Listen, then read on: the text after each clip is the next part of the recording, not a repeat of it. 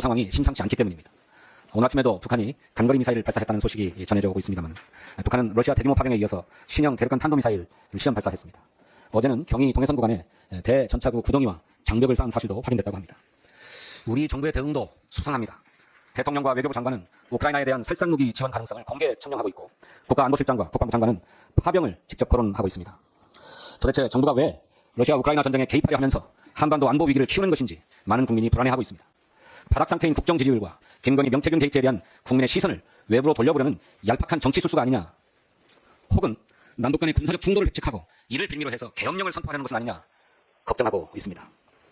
민주당이 채택한 계엄법 개정안은 정부가 계엄령을 선포하기 전에 국회의 사전 동의를 받도록 하고, 계엄령을 선포한 이후에도 국회의 인준을 받도록 규정하는 것입니다.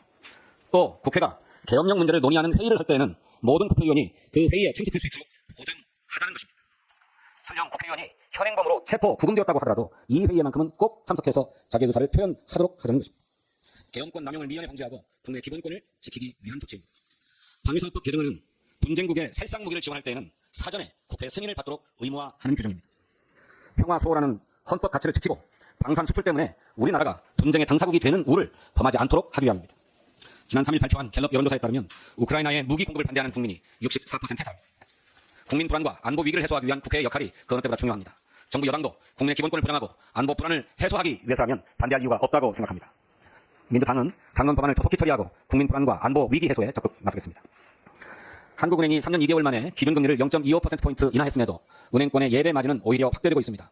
5대 시중은행의 예대 금리차는 9월 말 신규 취급액 기준 평균 0.73%포인트로 7월 0.43%포인트에 대비해서 0.3%포인트나 늘었습니다. 일부 인터넷은행의 경우 예대 금리차가 1.8% 수준을 기록했습니다. 이로 인해서 5대 금융그룹 3분기 합산 순이익은 5조 4,741억 원에 달한다고 합니다. 은행권의 예적금 금리는 기준금리 인하로 하락하기 시작했지만 금융당국의 묻지마식 대출 옥죄기로 대출금리는 상승했기 때문입니다. 이 때문에 국민의 부담은 늘어나고 은행의 배만 불렸습니다. 통상 금리 인하기에는 대출금리가 예금금리보다 빨리 내려서 은행의 수익성이 나빠지기 마련입니다. 하지만 이번에는 금융당국의 압력 때문에 비정상적인 환경이 조성된 것입니다. 지난 7월 금융감독원장의 무리한 대출 확대, 가계부채 악화시킬 우려라고 하는 발언 이후 시장의 대출금리는 일제히 인상됐습니다.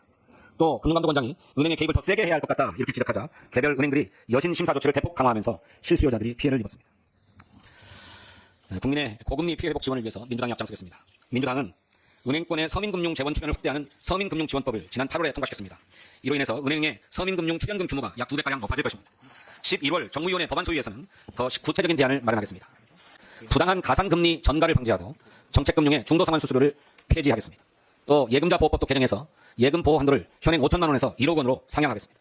정부 여당 불매하지 말고 고금리 피해 회복 지원을 위한 논의에 적극적으로 임해주기를 촉구합니다. 감사합니다.